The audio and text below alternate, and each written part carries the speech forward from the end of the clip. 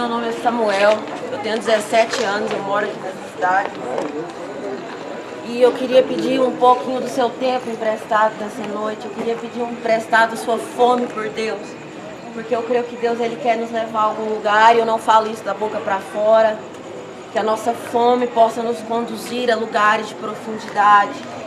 Goiás precisa experimentar de um evangelho mais profundo.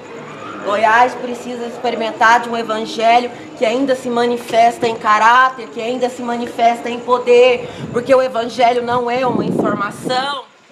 Lá em Romanos 1,16 fala que o evangelho é poder, poder para a salvação. Não se trata de uma informação, se trata de algo eterno, se trata de algo que existe desde antes da fundação do mundo.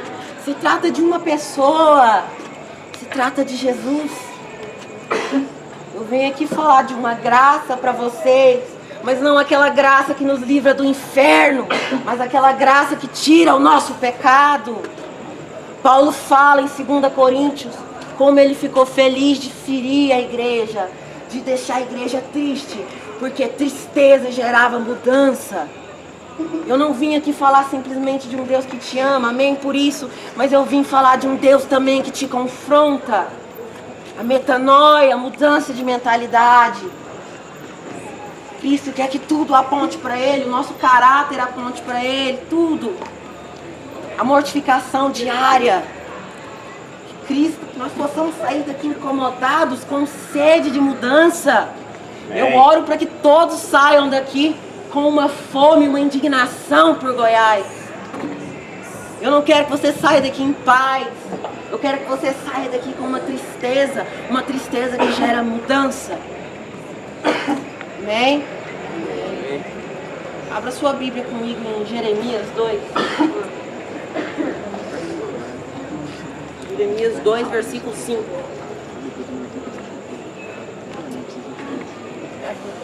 O Senhor nos conduza a lugares de profundidade, assim como os seres viventes, os 4 seres viventes, nós clamamos santo, santo, santo.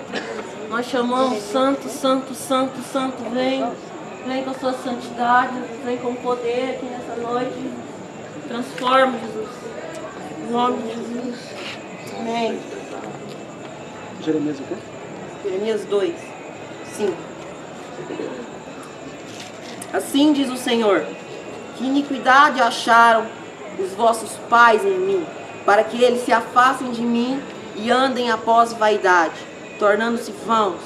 Nem disseram eles, onde está o Senhor, que nos tirou da terra do Egito, que nos conduziu através do deserto, através de uma terra de desertos e de covas, através de uma terra de seca e de sombra da morte, através de uma terra que nenhum homem atravessa e onde nenhum homem habita. E eu vos trouxe para a terra abundante, para comerdes o seu fruto e os seus bens. Porém, quando vós entrades, vós profanastes a minha terra e fizeste minha herança uma abominação. Os sacerdotes não disseram, onde está o Senhor? E aqueles que lidam com a lei não me conhecem. Os pastores também transgridem contra mim, e os profetas profetizam por Baal, e andaram por coisas que não são benéficas. O contexto daqui é sobre um povo, uma nação escolhida por Deus, o povo de Israel. Caso você não saiba, o povo de Israel são os descendentes de Abraão, Isaac e Jacó. Se você for analisar na Bíblia, Deus ele sempre firmou uma aliança com esse povo. Deus ele sempre se manifestou a esse povo. Tudo que Deus é tão incrível, mas tão incrível a Bíblia, que tudo que nós temos hoje, se você for analisar, você consegue achar lá nos judeus. Por quê? Porque a Bíblia é tão perfeita, mas tão perfeita. Se trata de um Deus tão santo, mas tão perfeito, mas tão complexo, que lá no Antigo Testamento nós conseguimos ver a noiva de Cristo se formando. Nós conseguimos ver a igreja sendo gerada. Tudo apontou para nós. E Jesus, como eu estava voltando a dizer, Deus ele sempre teve uma aliança com esse povo. Foi um povo escolhido, uma nação santa. Deus ele teve propósito, Deus firmou alianças com esse povo. O Antigo Testamento também é Bíblia, viu? Mas acontece um detalhe. Esse povo esqueceu do seu Criador. Esse povo esqueceu da fidelidade de Deus. Esse povo esqueceu do Deus que conduziu eles no deserto. Desse Deus que liberou o maná. Desse Deus que cuidou. Desse Deus que firmou aliança. Esse povo esqueceu. Tem um salmo lindo que fala assim: e o Senhor clama, e o Senhor chama, e ninguém te ouve. Ninguém o ouve. Por quê? Porque eles viraram as costas para Deus. Deus falava e eles ignoravam. Uma ingratidão tremenda. Eu só queria fazer uma analogia com vocês. Porque eu sinto que às vezes a igreja de Cristo, que é a igreja de Cristo? O corpo, a noiva que o aguarda. Às vezes nós acabamos entrando nesse mesmo erro. Quantas vezes a noiva para de disputar? Quantas vezes a noiva está tão centralizada em outras coisas que ela para de ouvir o noivo? Deus fala, Deus grita, mas nós estamos ocupados demais. Deus está clamando, mas cadê o seu povo? Deus está vendo uma cidade morrer, mas cadê o seu povo? Cadê o seu povo que o escuta? Entende? Muitas das vezes eu sinto que parece que a noiva se apaixonou pelo serviço e esqueceu o relacionamento com o noivo.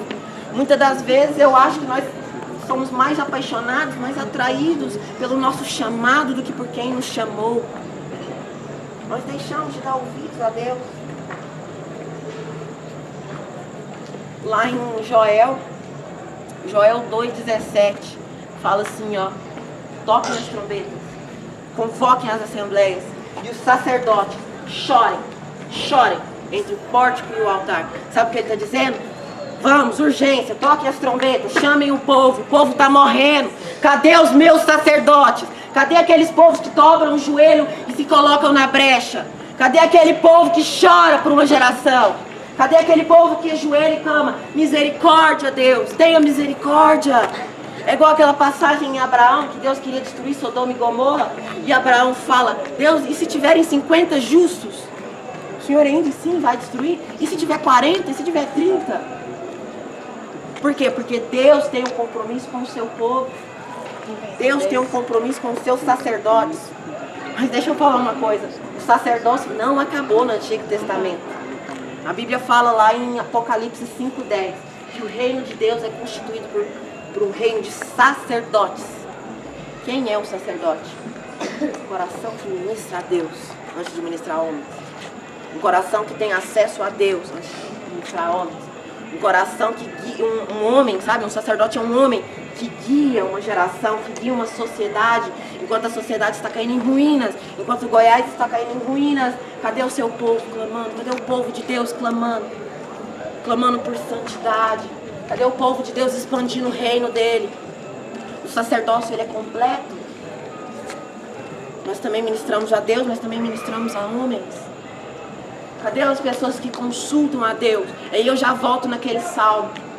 O Senhor olhou para a terra, gritou, e ninguém ouviu. Por quê? Estávamos ocupados. Nós estávamos ocupados com 1001 tarefas e não ouvimos. Sabe, de um tempo pra cá, eu e uns amigos meus, nós temos firmado umas orações, sabe, semanais. E tem sido incrível, porque Deus, ele tem se revelado de tal forma. Sabe, é igual Oséias. À medida com que ele foi se desenvolvendo como intercessor, Deus foi revelando seus incômodos, Deus foi se revelando as dores, revelando o que incomoda nele. Eu tenho uma notícia para você: Jesus não só está vivo, Jesus ainda vive.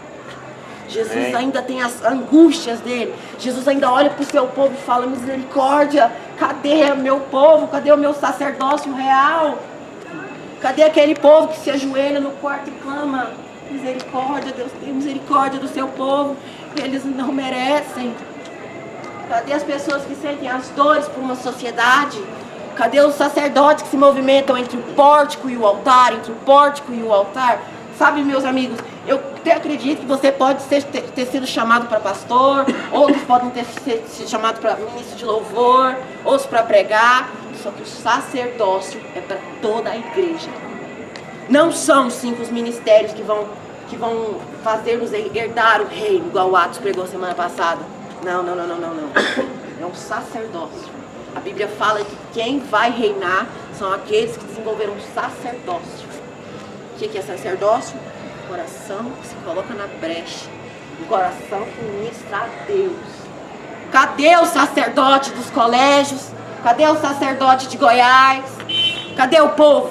Está ocupado, não está ouvindo. Não está ouvindo. Deus deu direcionamento pra gente que em 2020 será um ano de alinhamento. 2020 será um ano que nós vamos ter que parar tudo. E ouvi-lo um pouco. Deus me falou que em 2020 nós vamos ter que sair do pórtico. O que é o pórtico? Um lugar aberto onde os sacerdotes ministram a homens. E vamos ter que voltar para o altar. Ministrar a Deus. Antes de ministrar a homens, nós vamos para o lugar secreto. Antes de ir às praças, nós vamos aos altares. Nós vamos pegar o incenso que está lá e vamos trazer para cá. Vamos voltar para lá, vamos trazer para cá. Que é isso que Deus quer. Sacerdócio. Homens que se colocam na brecha. Onde estão? E o Senhor olhou para a terra e clamou e não viu ninguém que o ouvisse. Estávamos ocupados demais. Das praças para os quartos, dos movimentos para os quartos. É tempo de ouvir. É tempo de sentir o que está incomodando Deus. Sabe, nessas orações nós percebemos que muitos amigos nossos estão sendo enviados a lugares onde Jesus nunca enviaria. Sabe por quê? Porque não param para ouvir o que Jesus quer. Tentam imaginar o que Deus quer, mas não perguntam o que Deus quer. Quem aqui oraria antes de ir? Senhor, é da sua vontade eu ir para tal lugar? Senhor, é da tua vontade eu fazer tal faculdade? Ninguém ora. Ninguém. Nós não ouvimos Ele. Não ouvimos. É isso que eu falo. O Senhor olhou para a terra, não achou ninguém que o ouvisse. Ninguém. Cadê os sacerdotes? Cadê aquele povo que escuta Deus? Cadê aquele povo que se coloca na brecha por homens? Cadê os intercessores? A gente tem uma tendência de achar que no dia do juízo final, os grandes galardões vão pertencer aos grandes avivalistas, aos grandes evangelistas, mas eu já penso o contrário. Na minha opinião, os grandes galardões, para quem não sabe, galardão é a grande recompensa que Deus vai nos dar, não pertence a essas pessoas, mas pertence a pessoas que nós nunca conheceremos. Pertencem a pessoas que se ajoelharam no secreto, no quarto, e clamaram por uma cidade, por uma nação. Esse vai ser as grandes recompensas. Eu sonho com esse dia. Eu sonho com Jesus voltando e dando recompensas a homens que nós nunca ouvimos falar. Por quê? Porque eles estavam ocupados demais no quarto orando. Eles estavam ocupados demais ouvindo o que vimos, o que ouvimos e o que apalpamos. O véu foi rasgado. Não existe mais um sumo sacerdote. O reino de Deus é composto por sacerdotes. Se alguém aqui não é sacerdote, é porque você não é um cristão. Todo cristão é um sacerdote. Só que nós temos falha para desempenhar esse ministério. O sacerdote é uma pessoa responsável pela eternidade. O sacerdote é uma pessoa que ela move a eternidade, sabe? Ela tem um compromisso com a eternidade. Ela quer manifestar o reino. Ela quer manifestar a eternidade. Ela quer alinhar a eternidade com a terra. Ela sente, o sacerdote sente as dores de Jesus. O que Jesus quer? O que Jesus quer para Goiás? Será que Jesus está olhando para Goiás nesse momento? Será que ele está vendo alguém que está parando tudo que está fazendo e está ouvindo? Eu não quero fundamentar isso em cima de uma heresia. Cuidado. Mas eu nunca achei um versículo na Bíblia que nos mande trabalhar em excesso, que nos mande sair loucamente nas ruas atrás de almas. Muito pelo contrário. Lá em Atos 6, os apóstolos deixaram de servir a igreja para investir no ministério da oração e da palavra. Eles deixaram de servir a igreja para ministrar a Deus. Eles deixaram de servir a igreja para ouvir Deus. Entendem? Sabe por quê? Porque para Deus, o que você faz, eu acredito que nem importa. você se torna, o que você carrega. Glória a Deus. O Evangelho não é uma informação. O Evangelho é mais. O Evangelho é poder. O Evangelho é poder. Não para me tirar do inferno, mas para livrar eu de mim mesmo. Para me ferir. O Evangelho me confronta, ele me fere. Ele me constrange com santidade. Lá em Atos, fala que a igreja foi fundamentada em cima de dois princípios. O princípio apostólico e profético. Apostólico porque remete à mentalidade do envio. Nós temos que ser enviados. E Deus clama por maturidade. E profético porque Ele quer que nós sejamos enviados, porque nós ouvimos a voz dEle. Anota isso. Eu quero que você seja enviado. Eu quero que você vá para a sua escola, para o seu serviço. Eu quero que você vá para o seu trabalho. Eu quero que você seja um missionário lá. Só que eu quero que você vá porque você ouviu a voz de Deus. Eu quero que você vá porque lá no seu quarto você fechou a porta e foi ouvir Deus.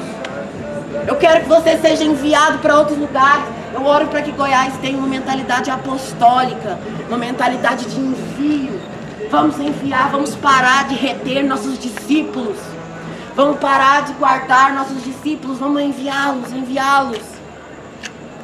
Vamos compartilhar esse evangelho. Só que eu quero que você seja enviado a lugares onde Jesus te enviou. Mas para isso você precisa de intimidade. Para isso você precisa ouvi-lo. E o Senhor olhou para a terra, caçou uma alma para ouvir, ninguém ouviu. Essa é a minha preocupação. Cadê os sacerdotes? Que o Senhor venha desenvolver o ministério sacerdotal aqui nessa noite. O ministério que se preocupa em ministrar a Deus antes de ministrar a homens. Meus amigos, não é tempo de fazer ainda. Não é tempo. É tempo de nós ouvirmos aquele que tem o som de muitas águas. É tempo de nós vermos aquele que tem os olhos como de fogo. É tempo de esperarmos o cavaleiro do cavalo branco. É tempo de sonharmos, não com um avivamento, mas com um casamento. É tempo de orarmos, não por planos pequenos, mas por um plano macro nessa cidade. Jesus, manifesta o teu reino. É cansativo, mas a oração, ela tem um poder. Meus amigos, a gente tem uma tendência de achar que o que vai mudar Goiás é o beco, o que vai mudar Goiás é o Inspirados, é a igreja de Cristo, é tal igreja. Não. O que vai mudar Goiás é a oração dos santos. Meus amigos, nada tem o poder de abalar terra, céu e inferno igual uma oração. Terra, céu e inferno param por causa de uma oração. Eu sonho com esse dia. Jesus voltando e Ele dando galardões para pessoas que nós nunca conhecemos nessa cidade. Que foram homens que se ajoelharam no secreto, no quarto. E foram se colocar na brecha por essa cidade, dentro do quarto. Amém? Queria convidar você a ficar de pé.